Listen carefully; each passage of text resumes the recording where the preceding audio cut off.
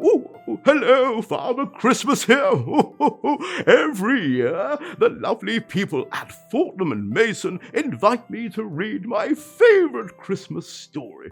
The trouble is, I have lots of children to see, so when no one was looking, I snuck into this festive room at the very top of the building. Well, to be honest, it's the only way Rudolph the reindeer could land a sleigh. Donna and Blitzen are here too, and they've had some carrots, and now they're parked next to the Fortnum's beehives and sharing the buzz with all the bees. Hello? Elf and safety? No, I understand. I'll do better next time. Thank you. Sorry, children, my elves called to say I need to be more careful squeezing down the chimney.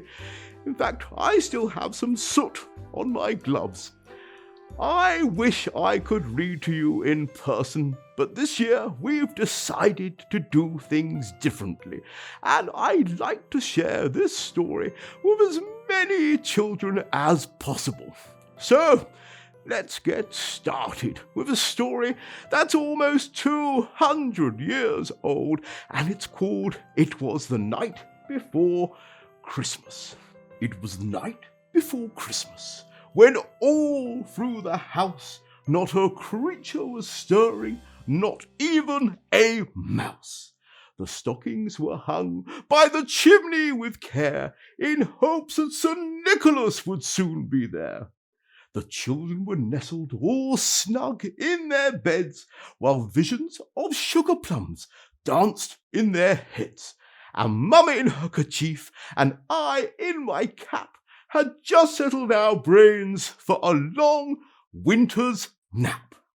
When out on the lawn there arose such a clatter, I sprang from my bed to see what was the matter.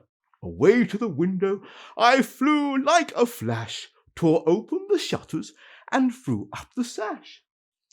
The moon of the breast of the new-fallen snow gave lustre of midday to objects below, when what, to my wondering eye, should appear but a miniature sleigh and 8 tiny reindeer, with a little old driver so lively and quick, I knew in a moment it must be St. Nick.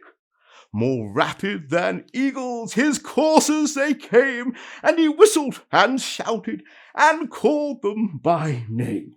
Now Dasher, now Dancer, now Prancer and Vixen, on Comet and Cupid and Donner and Blitzen, to the top of the porch, to the top of the wall. Now dash away, dash away, dash away all.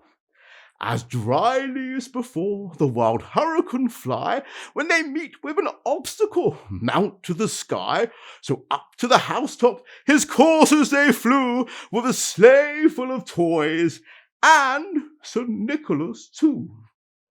And then, in a twinkling, I heard on the roof the prancing and pawing of each little hoof, as I drew in my head, and I was turning around. Down the chimney St. Nicholas came with a bound. He was dressed all in fur, from his head to his foot, and his clothes were all tarnished with ashes and soot. A bundle of toys was flung on his back, and he looked like a peddler just opening his pack. His eyes, how they twinkled, his dimples, how merry, his cheeks were like roses, his nose like a cherry. His droll little mouth was drawn up like a bow, and the beard of his chin was as white as the snow.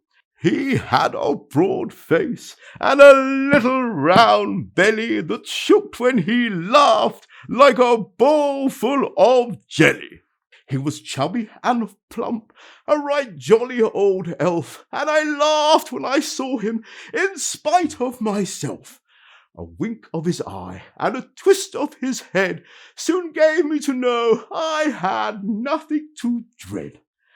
He spoke not a word, but went straight to his work and filled all the stockings, and then turned with a jerk, and laying his finger aside of his nose, and giving a nod, up the chimney he rose. He sprung to his sleigh, to his team gave a whistle, and away they all flew like the down of a thistle. But I heard him exclaim, as he drove out of sight, "Merry Christmas to all, and to all a good night!"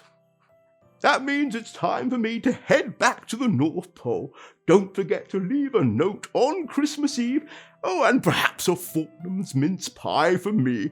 I tend to get a little hungry, but don't worry about the reindeers. They're on a plant-based diet. They're a little fussy. Ho, ho, ho. Merry Christmas to you, your friends and loved ones. Merry Christmas! Ho, ho, ho!